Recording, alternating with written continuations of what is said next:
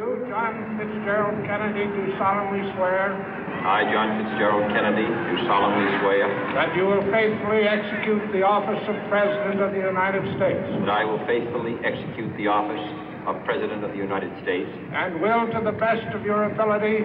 And will, to the best of my ability. Preserve, protect, and defend the Constitution of the United States. Preserve, protect, and defend the Constitution of the United States. So help you God. So help me God.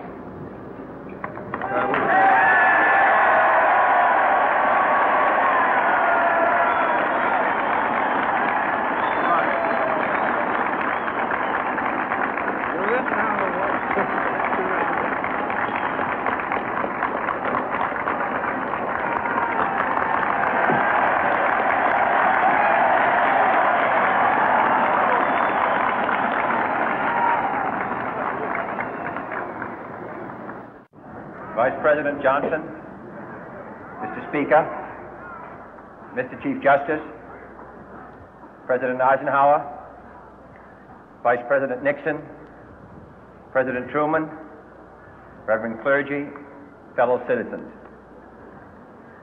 We observe today not a victory of party, but a celebration of freedom, symbolizing an end as well as a beginning, signifying renewal as well as change.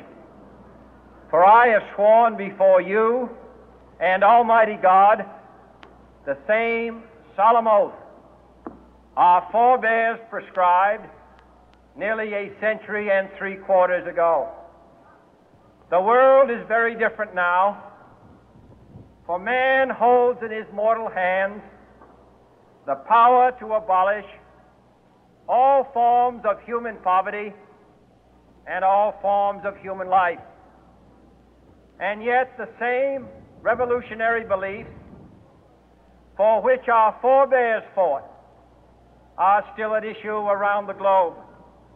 The belief that the rights of man come not from the generosity of the state, but from the hand of God. We dare not forget today that we are the heirs of that first revolution.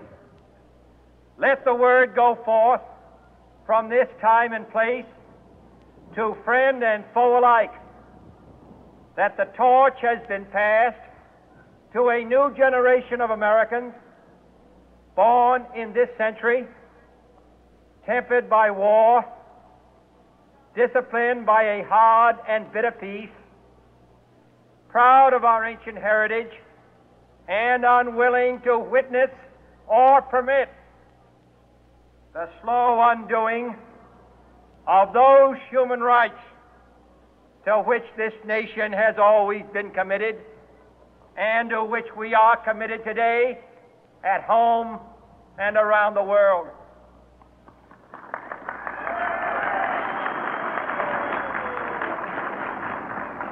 Let every nation know, whether it wishes us well or ill, that we shall pay any price, bear any burden, meet any hardship, support any friend, oppose any foe to assure the survival and the success of liberty.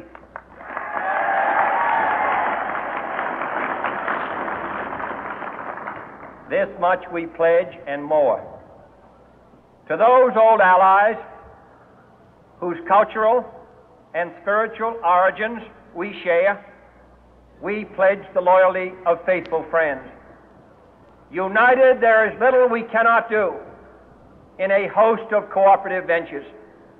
Divided, there is little we can do, for we dare not meet a powerful challenge at odds and split asunder. To those new states whom we welcome to the ranks of the free, we pledge our word that one form of colonial control shall not have passed away merely to be replaced by a far more iron tyranny. We shall not always expect to find them supporting our view, but we shall always hope to find them strongly supporting their own freedom, and to remember that in the past, those who foolishly sought power by riding the back of the tiger ended up inside.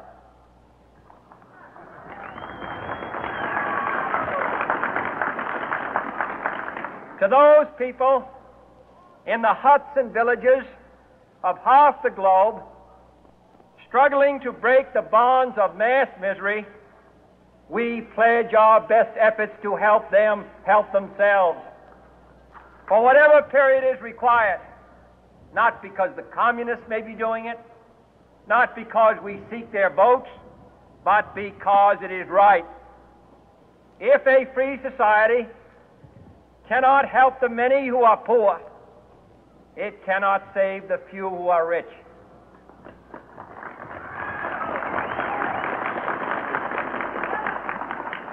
To our sister republics south of our border, we offer a special pledge to convert our good words into good deeds, in a new alliance for progress, to assist free men and free governments in casting off the chains of poverty. But this peaceful revolution of hope cannot become the prey of hostile powers. Let all our neighbors know that we shall join with them to oppose aggression or subversion anywhere in the Americas. And let every other power know that this hemisphere intends to remain the master of its own house.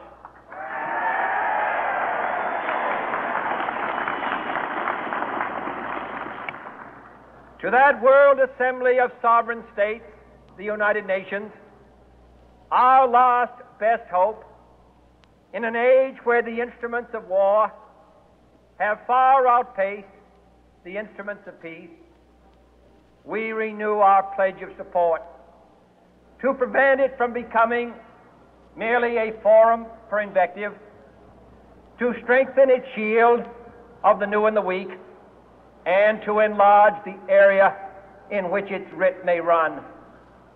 Finally, to those nations who would make themselves our adversary, we offer not a pledge, but a request that both sides begin anew the quest for peace. Before the dark powers of destruction, unleashed by science, engulf all humanity in planned or accidental self-destruction, we dare not tempt them with weakness, for only when our arms are sufficient beyond doubt can we be certain beyond doubt that they will never be employed. But neither can two great and powerful groups of nations take comfort from our present course, both sides overburdened by the cost of modern weapons, both rightly alarmed by the steady spread of the deadly atom, yet both racing to alter that uncertain balance of terror that stays the hand of mankind's final war.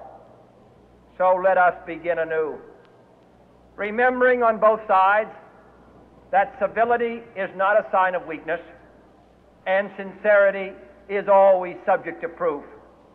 Let us never negotiate out of fear, but let us never fear to negotiate.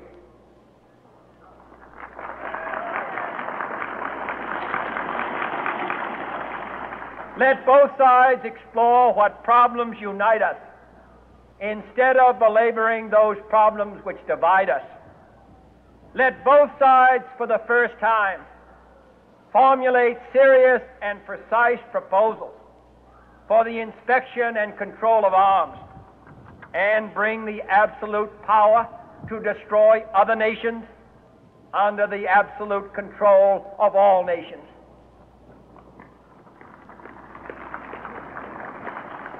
Let both sides seek to invoke the wonders of science instead of its terrors.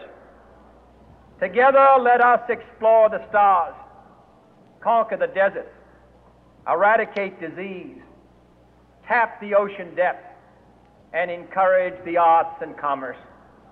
Let both sides unite to heed in all corners of the earth the command of Isaiah to undo the heavy burden and let the oppressed go free. And if a beachhead of cooperation may push back the jungle of suspicion, let both sides join in creating a new endeavor, not a new balance of power, but a new world of law, where the strong are just and the weak secure and the peace preserved. All this will not be finished in the first 100 days, nor will it be finished in the first 1,000 days, nor in the life of this administration, nor even perhaps in our lifetime on this planet. But let us begin.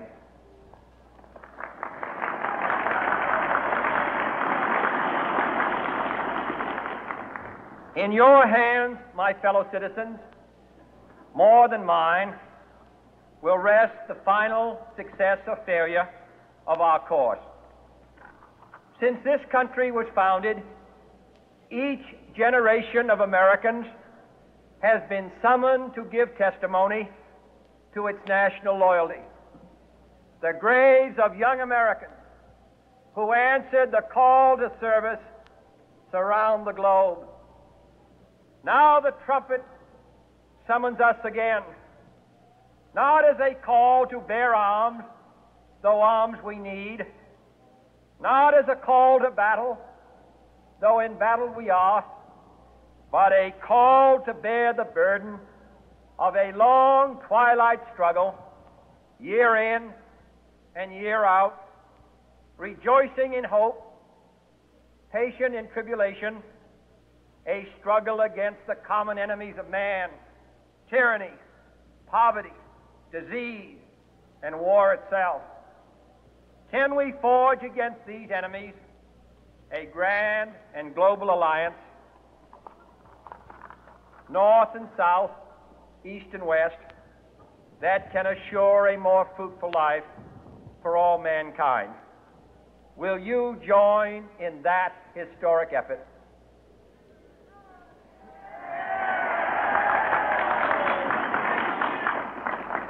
In the long history of the world, only a few generations have been granted the role of defending freedom in its hour of maximum danger.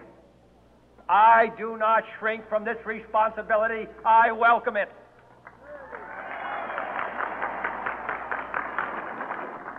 I do not believe that any of us would exchange places with any other people or any other generation. The energy, the faith, the devotion which we bring to this endeavor will light our country and all who serve it. And the glow from that fire can truly light the world. And so, my fellow Americans, ask not what your country can do for you, ask what you can do for your country.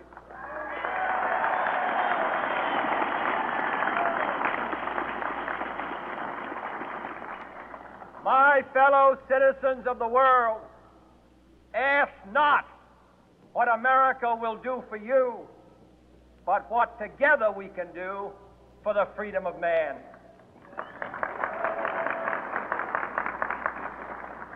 Finally, whether you are citizens of America or citizens of the world, ask of us here the same high standards of strength and sacrifice which we ask of you.